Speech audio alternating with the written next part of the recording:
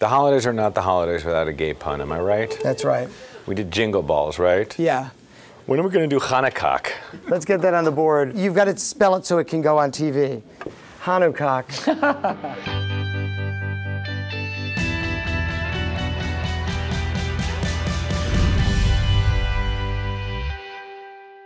The truth of the matter is, one of us doesn't like the holidays.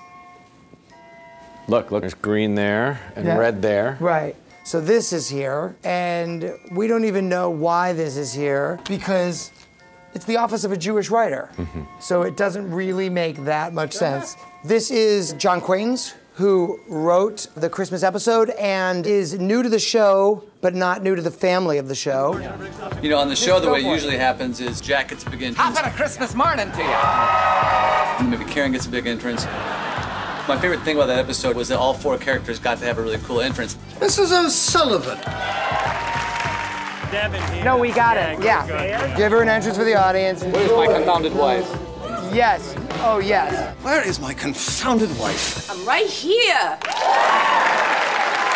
Why are you hawking me? Someone in the writing room pointed out things really aren't as bad now as they have been.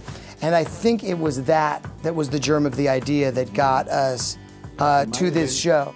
Look, I know it's tough being an immigrant. Irish, Italian, Jews. No picnic being women either. Within the show, we get to go back in time, and we go back to the early 1900s in New York City. Sorry, dear, the opium just kicked in. I heard none of that. You would think with 9 years together that we would have done something like that, but we had never done it, and it was particularly fun. Sean and I were doing Irish accents, so that throws a slight wrinkle into learning your lines, turns out. All right, children!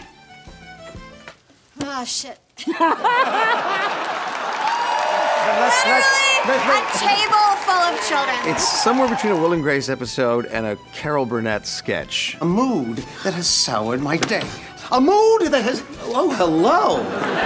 It's so unlike anything we've ever done before. Our characters are playing characters. Who loves women, survives scurvy, and has big news? He's an excavator of subways, a smoker of eels, a wash basin with 2 faucets. Okay. He's a snake charmer. He only travels by tunnel. Okay. I want to do those two and those two. No, those two. Hold on. I'm going to do it the way I want to do it. Go. He's a sweeper of chimneys. A snake charmer. He only travels by tunnel. During the course of the week, Carolyn O'Sullivan became more of a drinker. It's time for me medicine. And there was something about the idea that she wanted to acknowledge or thank the person that she was giving it to. And at a certain point, it just became Smitty. Pour me a drink, Smitty. And then I realized that the entire show was just the Smitty origin story. Oh, Smitty. You always know just what to say to cheer your mother up.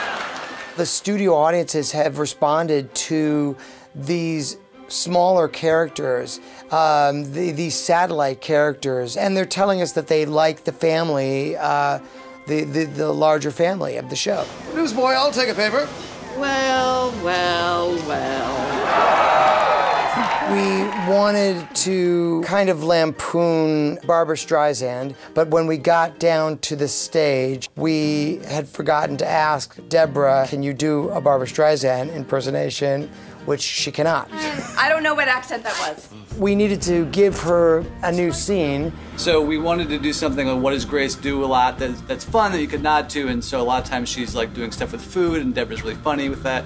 So I was just looking at foods that were invented in 1912, and Oreos came out that year. What the devil are you eating? It's these new cookies they invented. They're called Oreos.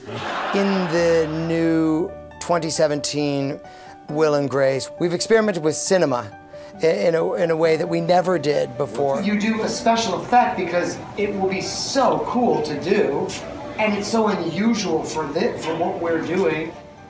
It's Christmas morning and she's not out of bed yet. Every single department was pushed to its limit.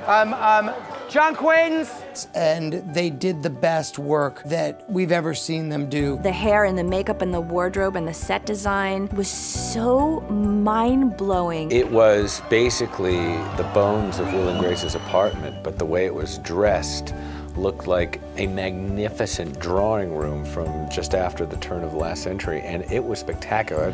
Peter Gursky and Glenda Ravello. I mean, they did an amazing job with that. There was a lot of movie magic that went into that episode. I'm looking forward to seeing where the show goes and what the writers have in mind, because they've really broken the show open in a way that it wasn't before. Show me Will and Grace. I am done with Christmas. And it feels like celebrating anyway, all the crap going on nowadays. I don't understand you, Will. This is the one time of year fat people are supposed to be jolly.